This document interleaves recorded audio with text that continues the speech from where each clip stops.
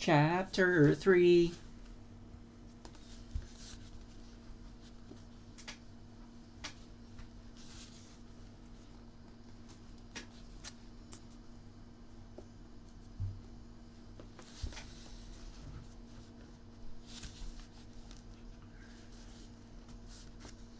Winston was dreaming of his mother. He must, he thought, have been 10 or 11 years old when his mother had disappeared. She was a tall, statuesque, rather silent woman with slow movements and magnificent fair hair. His father, he remembered more vaguely, as dark and thin, dressed always in neat dark clothes. Winston remembered especially the very thin soles of his father's shoes, and wearing spectacles, the two of them must evidently have been swallowed up in one of the first great purges of the 50s. At this moment his mother was sitting in some place deep down beneath him with his young sister in her arms. He did not remember his sister at all, except as a tiny,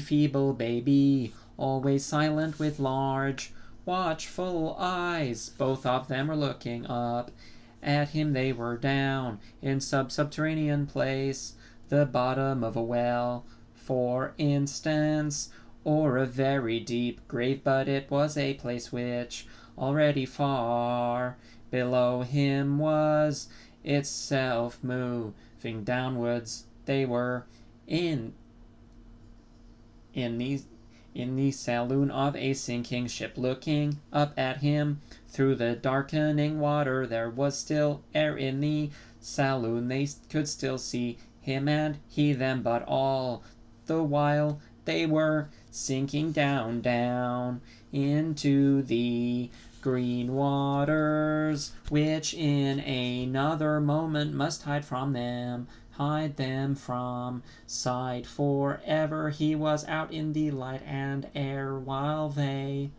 were being sucked down to death, and they were down there because he was up there. He knew it and they knew it, and he could see the knowledge in their faces.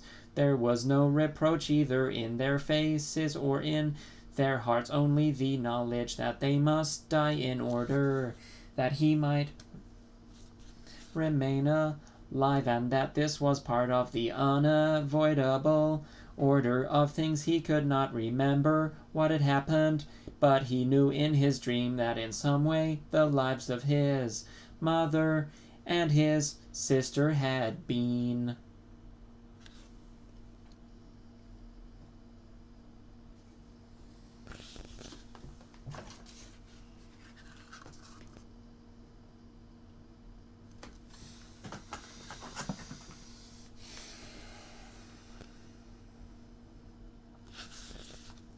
sacrificed to his own. It was one of those dreams which, while retaining the characteristic dream scenery, are a continuation of one's intellectual life, and in which one becomes aware of facts and ideas which still seem new and valuable after one is awake. The thing that now suddenly struck Winston was that his mother's death nearly 30 years ago had been tragic and sorrowful in a way that was no longer possible. Tragedy, he perceived, belonged to the ancient time, to a time when there was still privacy, love, and friendship, and when the members of a family stood by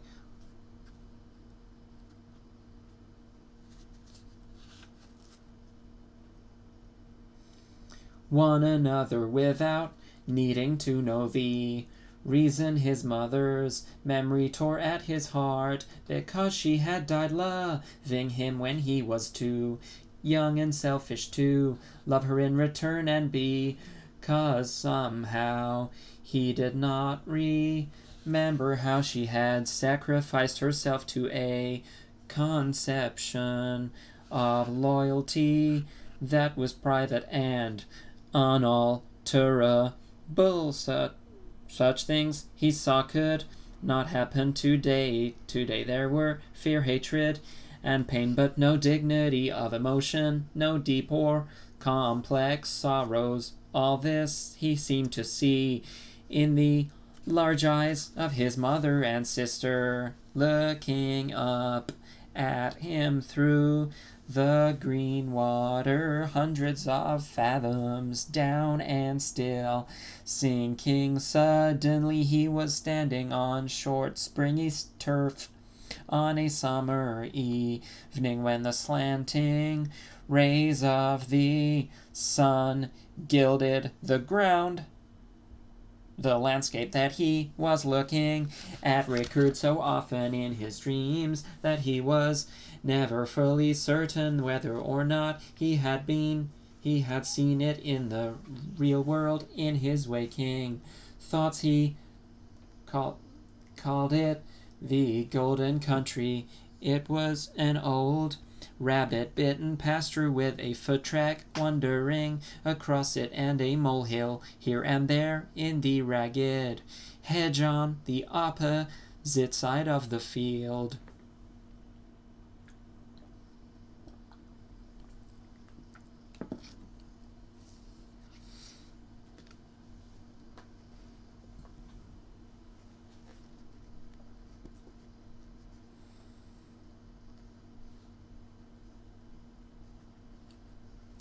The boughs of the elm trees were swaying very faintly in the breeze, their leaves still stirring in dense masses like women's hair. Somewhere near at hand, though out of sight, there was a clear, slow-moving stream where dace were swimming in the pools under the willow trees. The girl with dark hair was coming towards him across the field. With what seemed a single movement she tore off her clothes and flung them disdainfully aside. Her body was white and smooth, but it aroused no desire in him. Indeed, he barely looked at it. What overwhelmed him in that instant was the admiration for the gesture with which she had thrown her clothes aside. With its grace and carelessness, it seemed to annihilate a whole culture, a whole system of thought, as though Big Brother and the party and the thought police could all be swept into nothingness by a single splendid movement of the arm. That too was a gesture belonging to the ancient time. Winston woke up with the word Shakespeare on his lips. The telescreen was giving forth an ear-splitting whistle, which continued on the same note for 30 seconds. It was not 7:15. Getting up, time for office workers. Winston wrenched his body out of bed, naked, for a member of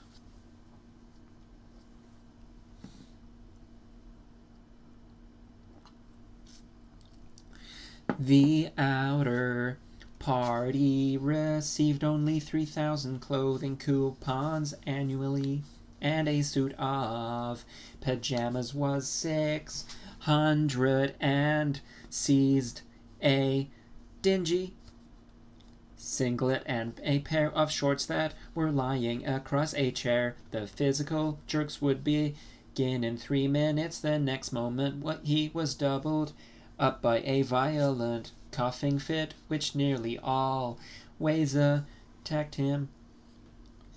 Soon after waking up, it emptied his lungs so completely that he could only begin breathing again by lying on his backhand, taking a series of deep gasps. His veins had swelled with the effort.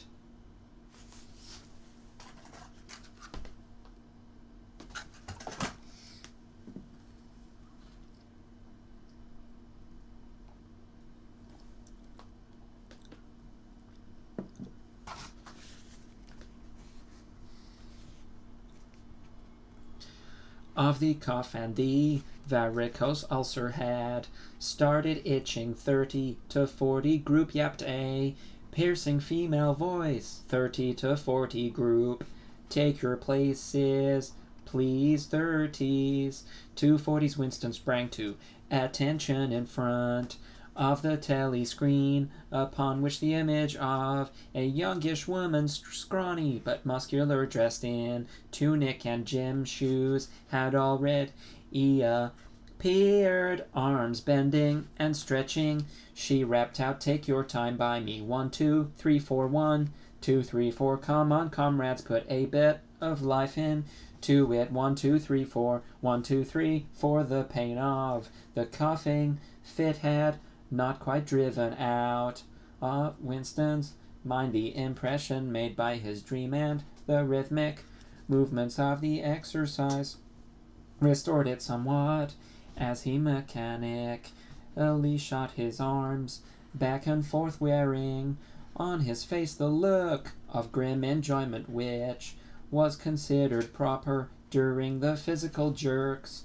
He was struggling to think his way backward into the dim period of his early childhood. It was extraordinarily difficult. Beyond the late 50s, everything faded when there were no external records that you could refer to. Even the outline of your own life lost its sharpness. You remembered huge events which had quite probably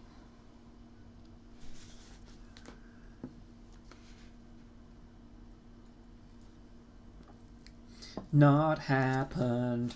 You remembered the detail of incidents without being able to recapture their atmosphere, and there were long blank periods to which you could assign nothing. Everything had been different then, even the names of countries and their shapes on the map had been different. Airstrip 1, for instance, had not been so called. In those days it had been called England or Britain, though London, he felt fairly certain, had always been called London. Winston could not definitely remember.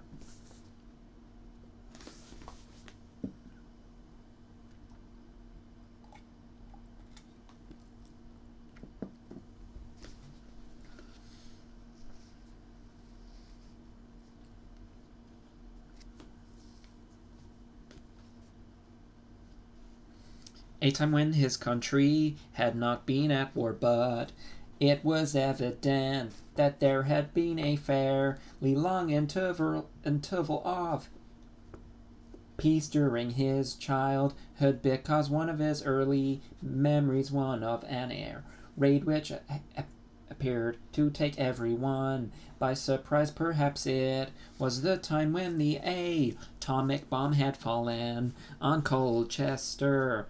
He did not remember the raid itself, but he did remember his father's hand clutching his own as they hurried down into some place deep in the earth, round and round a spiral staircase which rang under his feet, and which finally so wearied his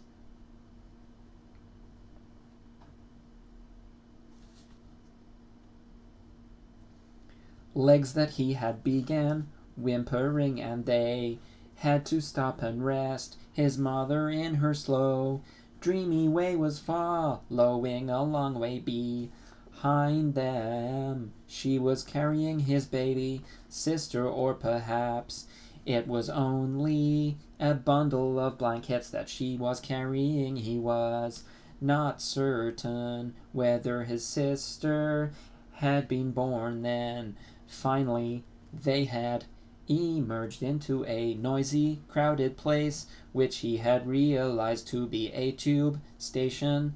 There were people sitting all over the stone-flagged floor, and other people packed tightly together were, sitting on metal bunks one above the other.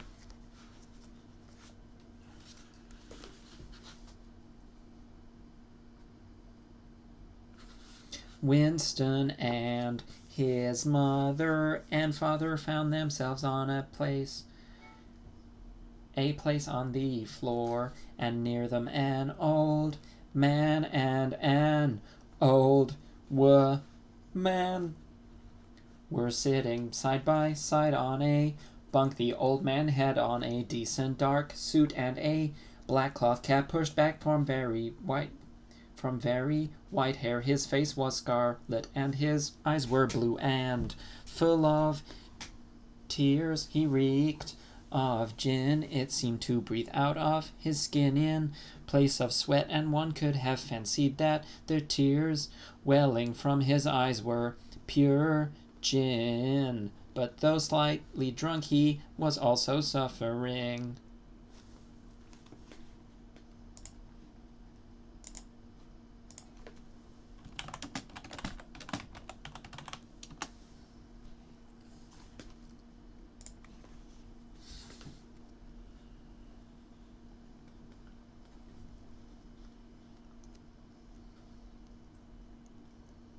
I have lost my place. Oh no, where am I? Gonna start the song again.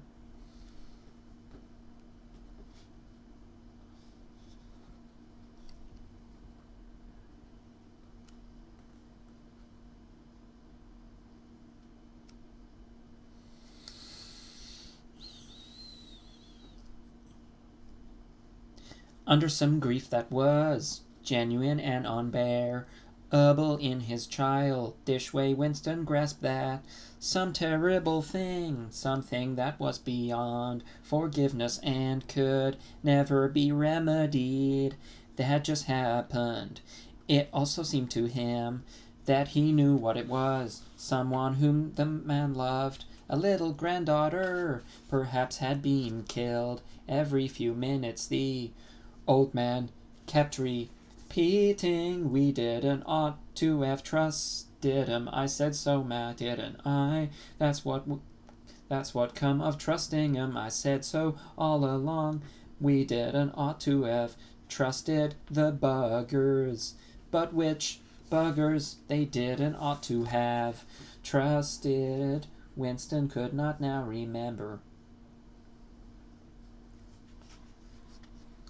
Since about that time, war had been literally continuous, though strictly speaking it had not always been the same war.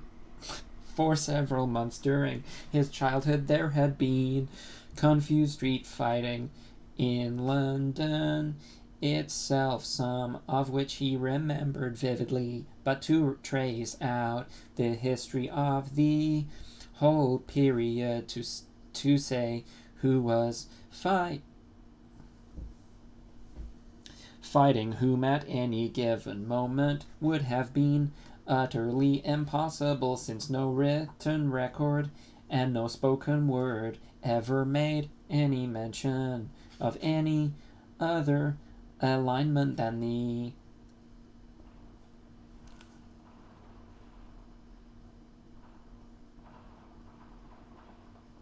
existing one at this moment. For example, in 1984, if it was 1984, Oceania was at war with Eurasia and in alliance with Eastasia, and no public or private utterance was ever admitted that the three powers had at any time been grouped along different lines, actually, as Winston well knew. It was only 4 years since Oceania had been at war with Eastasia and in alliance with Eurasia, but that was merely a piece of furtive knowledge which he happened to possess.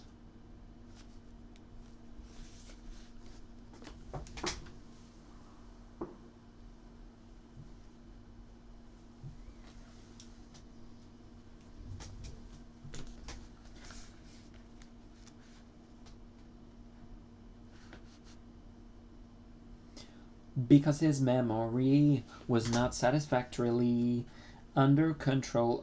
Officially, the change of partners had never happened. Oceania was at war with Eurasia, therefore Oceania had always been at war with Eurasia. The enemy of the moment always represented absolute evil, and it followed that any past or future agreement with him was impossible. The frightening thing, he reflected for the 10,000th time as he forced his shoulders painfully backward with hands on hips. They were gyrating their bodies from the waist, an exercise that was supposed to be good for the back muscles. The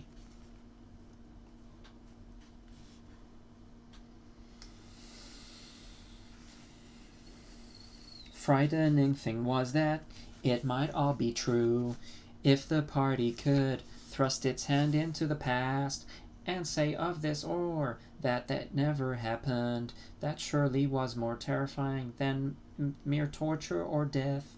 And death.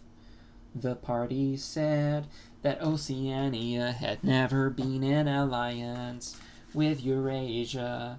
He, Winston Smith, knew that Oceania had been in a alliance with Eurasia as short a time as 4 years ago, but where did that knowledge exist? Only in his own consciousness, which in any case must soon be annihilated, and if all others accepted the lie which the party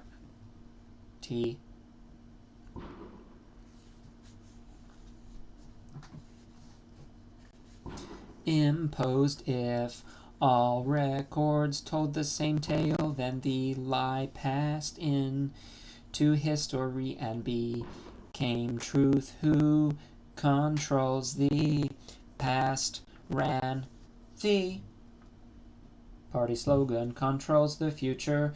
Who controls the present controls the past, and yet the past, though of its nature alterable, never had been altered. Whatever was true now was true from everlasting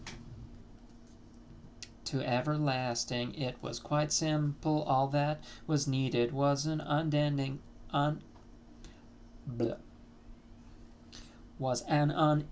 series of victories over your own memory.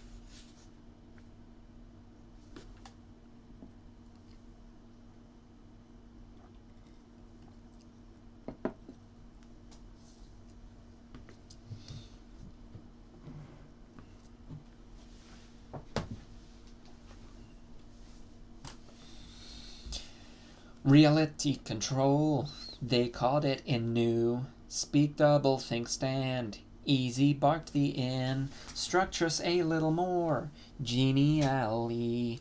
Winston sank his arms to his sides and slowly refilled his lungs with air. His mind slid away into the labyrinthine world of double think, to know and not to know, to be conscious of complete truth, fullness, while telling carefully constructed lies, to hold simultaneously two opinions which cancelled out, knowing them to be contradictory and believing in both of them, to use logic against logic, to repudiate morality while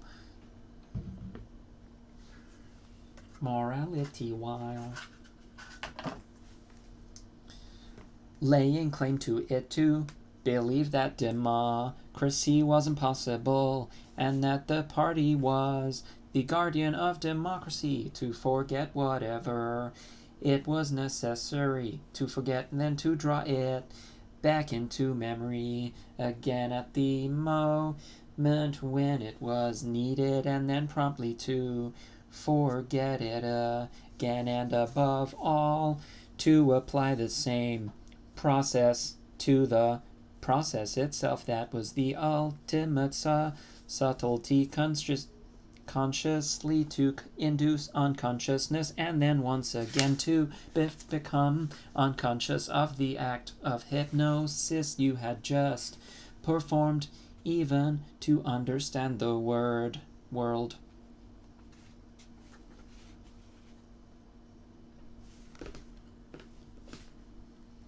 Doublethink involved the use of doublethink. The instructress had called them to attention again, and now let's see which of us can touch our toes, she said enthusiastically, right over from the hips. Please, comrades. 1 2 1 2. Winston loathed this exercise, which sent shooting pains all the way from his heels to his buttocks, and often ended by bringing on another coughing fit. The half-pleasant quality went out of his meditations. The past, he reflected, had not merely been altered, it had been actually destroyed, for how could you establish even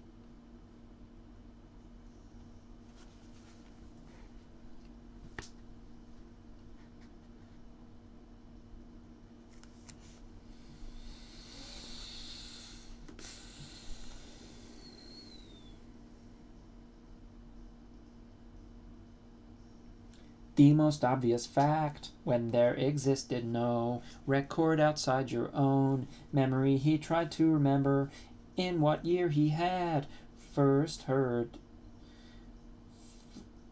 mention of Big Brother.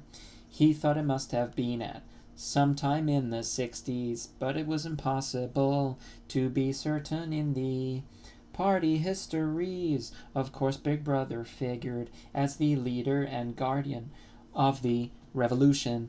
Since its very earliest days, his exploits have been gradually pushed backwards in time until already they extended into the fabulous world of the 40s and 30s, when the capitalists, in their strange cylindrical hats,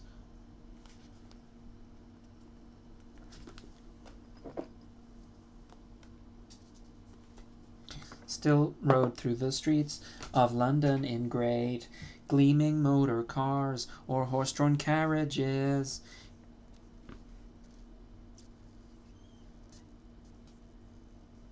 With glass sides, there was no knowing how much of this legend was true and how much invented. Winston could not even remember at what date the party itself had come into existence. He did not believe he had ever heard the word Ingsoc before 1960, but it was possible that in its old speak form, English socialism, that is to say, it had been current earlier. Everything melted into mist.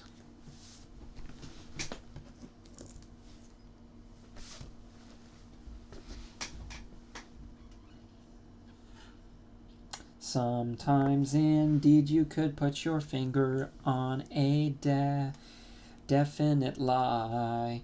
It was not true. For example, as was claimed in the party history books, that the party had invented airplanes. He remembered aeroplanes since his earliest childhood, but you could prove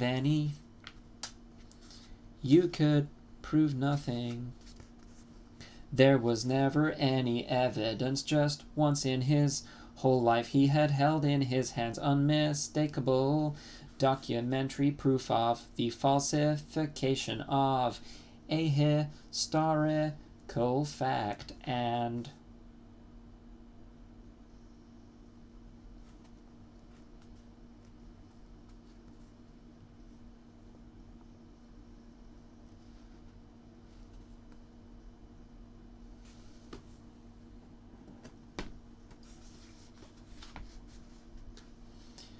on that occasion, Smith, screamed the shrewish voice from the telescreen. 6079 Smith W. Yes, you bend lower, please. You can do better than that. You're not trying lower. Please, that's better, comrade. Now stand at ease, the whole squad, and watch me. A sudden hot sweat had broken out all over Winston's body. His face remained completely inscrutable, never show dismay, never show resentment. A single flicker of the eyes could give you away. He stood watching while the instructress raised her arms above her head, and one could not say gracefully, but with remarkable neatness and efficiency, bent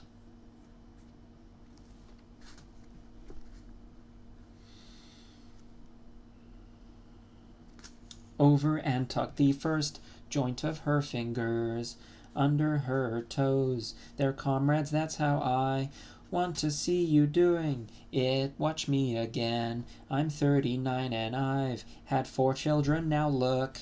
She bent over again. You see, my knees aren't bent. You can all do it if you want to, she added as she straightened herself up. Anyone under 45 is perfectly capable of touching his toes. We don't all have the privilege of fighting in the front line, but at least we can all keep fit. Remember our boys on the Malabar front and the sailors in the floating fortresses. Just think.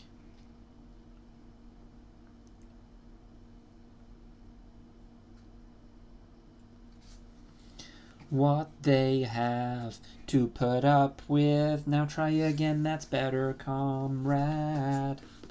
That's much better, she added encouragingly, as Winston, with a violent lunge, succeeded in touching his toes with knees unbent for the first time in several years.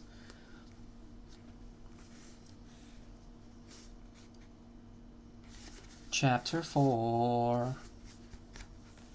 With the deep unconscious sigh which not even the nearness of the telescreen could prevent him from uttering when his day's work started, Winston pulled the speak right towards him, blew the dust from its mouthpiece.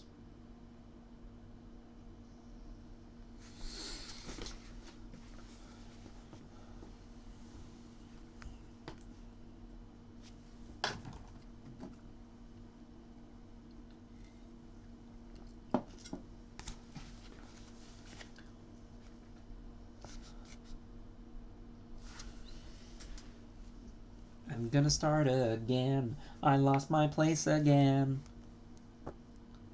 Wow.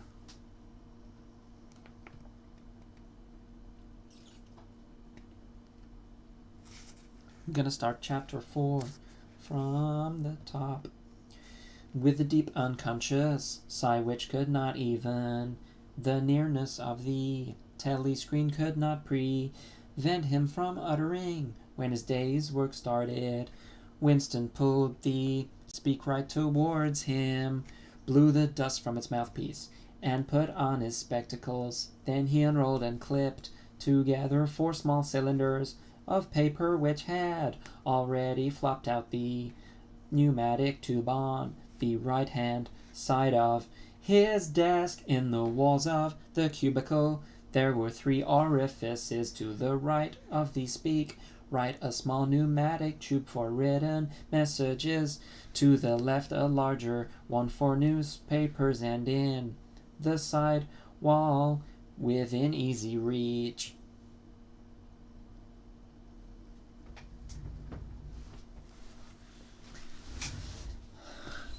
of Winston's arm, a large oblong slit protected by a wire grating. This last was for the disposal of waste paper. Similar slits existed in thousands or tens of thousands throughout the building, not only in every room, but at short intervals in every corridor. For some reason, they were nicknamed memory holes when no one. When one knew that any document was due for destruction, or even when one saw a scrap of waste paper lying about, it was an automatic action to lift the flap of the nearest memory hole and drop it in where upon it would be whirled away on a current of warm air to the enormousness surface.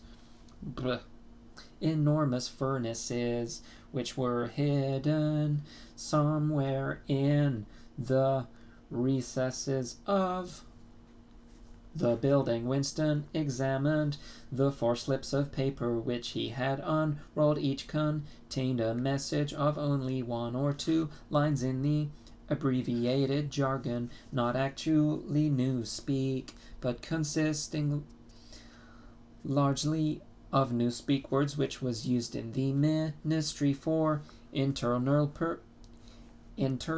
purposes. They ran Times 17.3.84 BB speech malreported.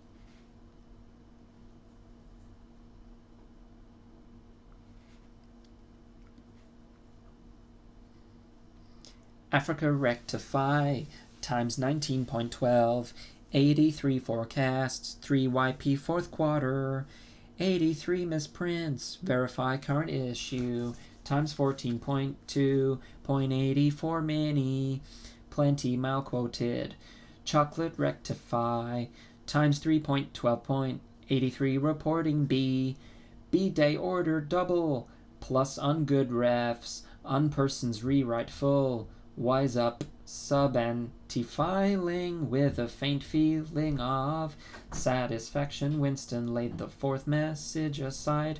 It was an intricate and responsible job and had better be dealt with last. The other 3 were routine manners, though the second one would probably mean some tedious wading through lists of figures. Winston dialed back numbers on the telescreen and called for the appropriate issue of the Times, which slid out of the pneumatic tube after only a few minutes' delay.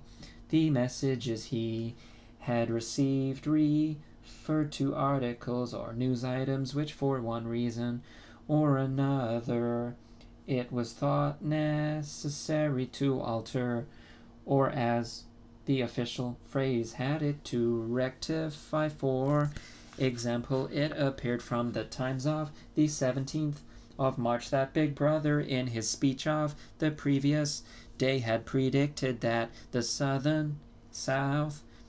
Indian front would remain quiet, but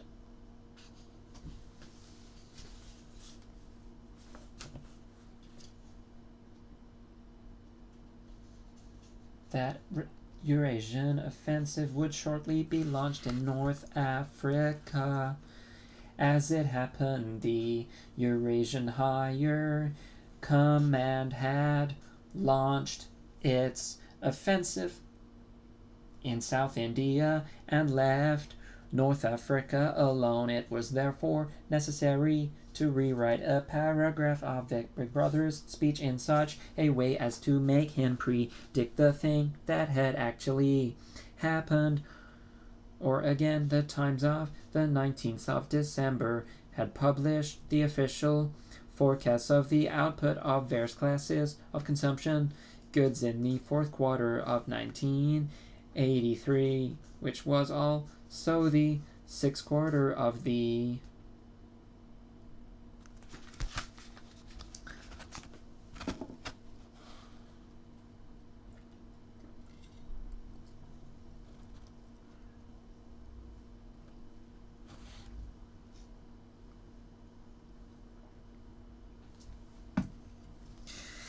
ninth three-year plan Today's issue contained a statement of the actual output, from which it appeared that the forecasts were in every instance grossly wrong. Winston's job was to rectify the original figures by making them agree with the later ones. As for the third message, it referred to a very simple error which could be set right in a couple of minutes as short a time ago as February. The Ministry of Plenty had issued a promise, a categorical pledge were the official words that there could be no reduction of the chocolate ration during 1984.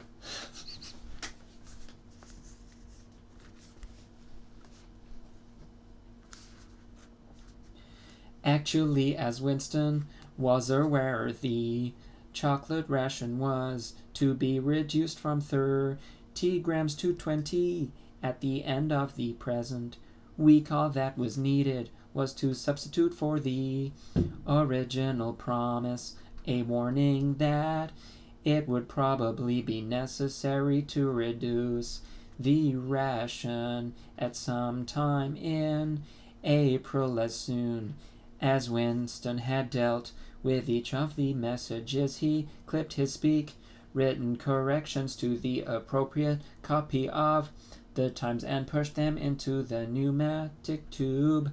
Then, with a movement which was as nearly as possible unconscious, he crumpled up the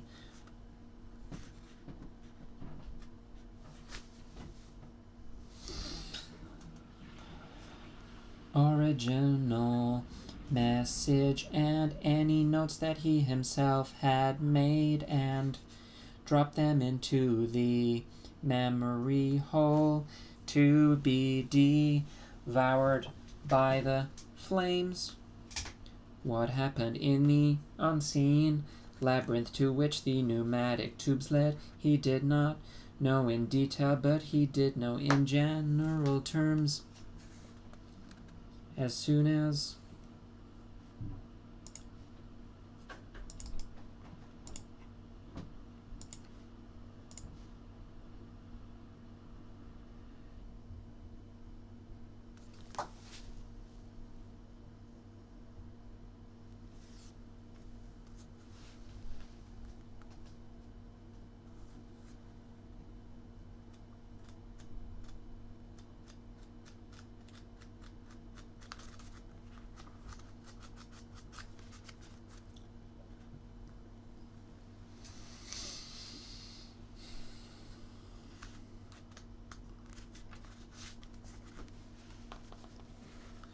Thanks for watching.